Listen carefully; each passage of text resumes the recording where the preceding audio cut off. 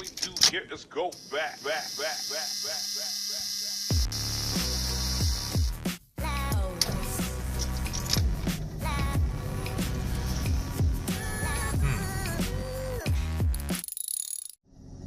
think I'm either having a problem with my alternator or possibly even just my battery cables. I'm not too sure yet, but I've been having some weird readings on the old voltmeter here. This gauge has been doing funny things the last couple of days. After I'd started, it would sit right around 10 volts, and then after driving for a minute or two, it would creep up here. Yours might sit a little lower or higher normally, but whatever's normal for you, get used to it, because if it changes, that means something's wrong. And this is sitting just a bit lower than it normally would, which is a bit odd. And it's not on right now, but I was throwing a check engine light. So I pulled the codes, and it complained about the battery being disconnected and the, what did it call it? I can't even remember now. Something to do with the alternator. And it wasn't even a very clear description of what it was. It was kind of obscure. Alright, so here are my battery cables on this thing. The ground cable looks okay, and it doesn't even seem, I mean, it's tough to tell, but what these do sometimes is corrode inside, and they'll corrode right down the jacket, and they just go to hell. This one looks not too bad. When I did the Cherokee, I swapped all the battery cables, and I replaced everything. I did the ground cables and the power supplies. You know, it's kind of up to you, but I would recommend going with a bigger gauge of cable. I think I put number 6. Yeah, I think it was number 6 or number 4 I put in the other truck there. I'd have to double check. Actually, I think this might even be a bigger gauge than what was in the Cherokee, but nonetheless, I think this cable is can stand to be replaced. Also, using these types of connectors, you got to be careful, because I mean, if you just shove a bare wire in there and clamp it down, it's gonna work, and this has worked for probably a decade. This thing has been on here. I stuck it on when I really just didn't know any better. I needed to replace the end on this cable because it was just exploded, and it's lasted. These are okay to use if you get a cable that's got an eyelet on it. Well, at least this is what I like to do. You know, maybe you won't think this is right, but you get a big beefy battery cable that comes prefabbed with a nice big eyelet on it, and then you just unscrew this and you put it in there and screw it down. And then on this side, same thing. I'll show you on the Cherokee. Okay, so here we are on the Cherokee, under the rotten old hood of this thing. Ignore the corrosion and everything, but this is the setup I did on the Cherokee here. And I used the same kind of connector, the same piece of shit, cheapo, you know, universal connector. But what I did is, see, these cables came prefabricated with these ends on, and I think this has worked just fine. The ones that came in this Cherokee were so little and dinky, man, it's no wonder they went to hell. This one, yeah, it just loops down and comes back up and goes to the power distribution block. And because it was a big heavy connector compared to the old one, I just notched the side of this guy and folded it up, and it closes. Here, I'll give you a better look here. How do you open this fucking thing? Oh yeah, so here's a better look at it.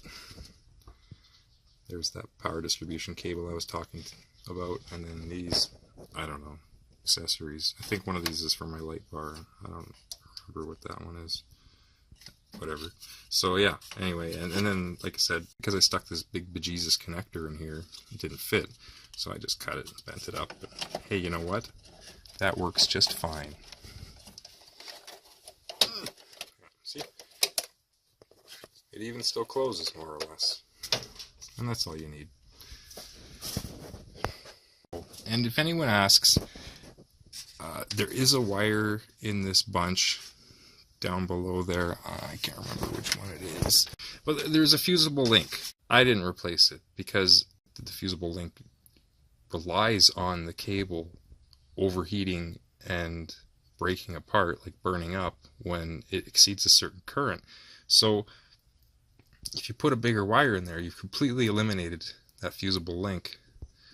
And that might be okay with you, I don't know. I just left it. I cleaned up the ends of the connector with some sandpaper, and I left it. And I haven't had any issues with that. That's been just fine. If you're going to replace it, you're going to want to replace it with an OEM fusible link. The only other reason you might want to take that out is if you put in a higher output alternator, possibly. I honestly don't know. So if you're asking, what do I do with the fusible link? Leave it. I've got two wires here. This little guy going over to the power distribution block. And I've got this big guy goes down to my starter. I think that's the only place it goes. That's how you do it. There, that's where that ground cable goes. That's right on my block. So I'm probably going to twist that off and then just clean it up real good, sand it a little bit, maybe use some steel wool, and put that guy back on. Yeah, this ground wire looks fine to me, so I'm keeping it. Yeah, there it is. So that's the other end of that big red wire that goes to the battery. Just need to figure out what I need for general length. And I'll go get a prefabbed one with two nice little ends on it. I think I'm just going to replace this guy. They get pretty weak from being open and closed a lot, and I don't want that breaking on me at an inopportune time. So I loosened up these bolts and gave this wire a tug, and yeah, look at this shit. This is garbage.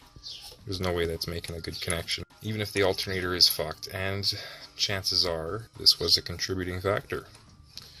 Because if the alternator is struggling to get current to the battery, the alternator will be overworked. Don't do this if you can help. You can always throw a couple of these in your toolkit if you want to have something for emergencies. Then you can cut the end off if you have a bad end on a battery, it breaks, whatever, and just strip it, stick it in there, just until you can get something better. Don't keep it on there a decade like I fucking did.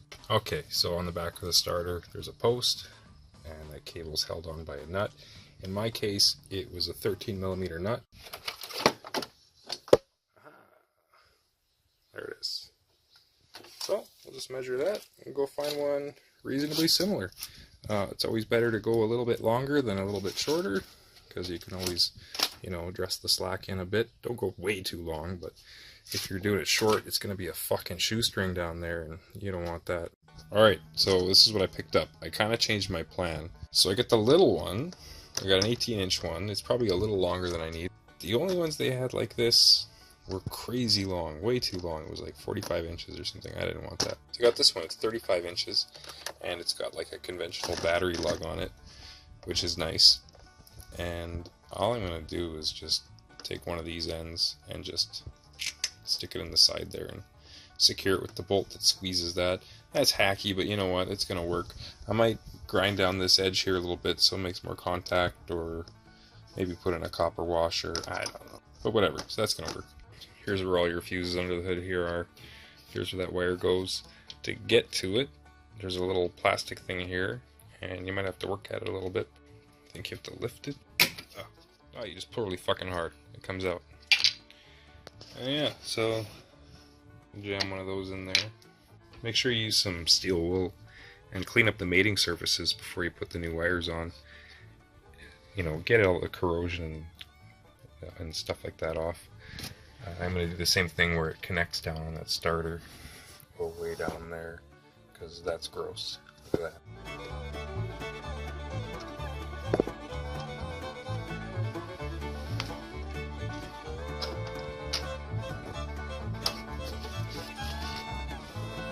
So there's that old wire. Yeah, I'm going to rig this up onto one of these posts here. I'm not going to be able to get it across both unless I... could I drill a hole? Do I want to do that? Nah. I'm just going to... I don't know. I'll figure something out.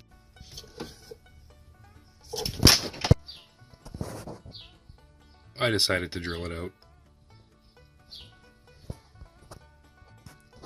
Okay, so here it is all stuck together. Now, by no means is this a great way to do your battery cables. I think this is an okay way to do it. There's no harm in it, as long as you're careful to, make sure all the connections are clean and solid, then, what do you got to lose, right? But I like this, so this is how this worked out. I've got this guy on here, a little washer to kind of help keep it nice and flush so it's making good contact. I got my wire going to my distribution block here. It should work good. All the covers will fit back on. Down here, I've got it connected up to the starter.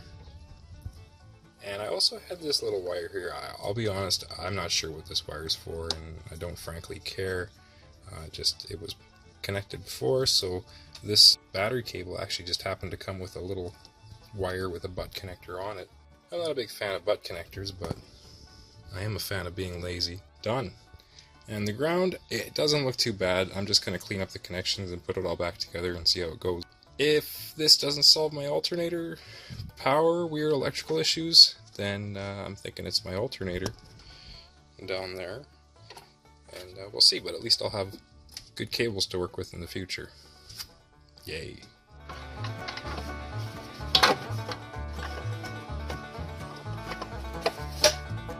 Okay, there you have it. It's all buttoned up, so all I can do now is drive it a little bit, see if it keeps throwing codes, see if my voltage gauge keeps showing me funny things, and if it does, next up I'll be getting a new alternator, which isn't so bad, because I actually got this alternator secondhand from a guy, oh man, years ago. It was right after I got this thing. The alternator and the battery both crapped out at the same time, and I barely had a couple bucks to rub together. So I posted on a local forum here, and a guy replied back and said, hey, I'll sell you my trail spare for a coffee. And like, he couldn't even say for sure if it would work or work well, but he said, hey, it's yours to try. And he lived close by, so I popped by, and it's worked good ever since, you know. Maybe I'll get lucky, maybe this did it. And in any case, I'm glad I did that cable. I was sick of that battery terminal that was on there before.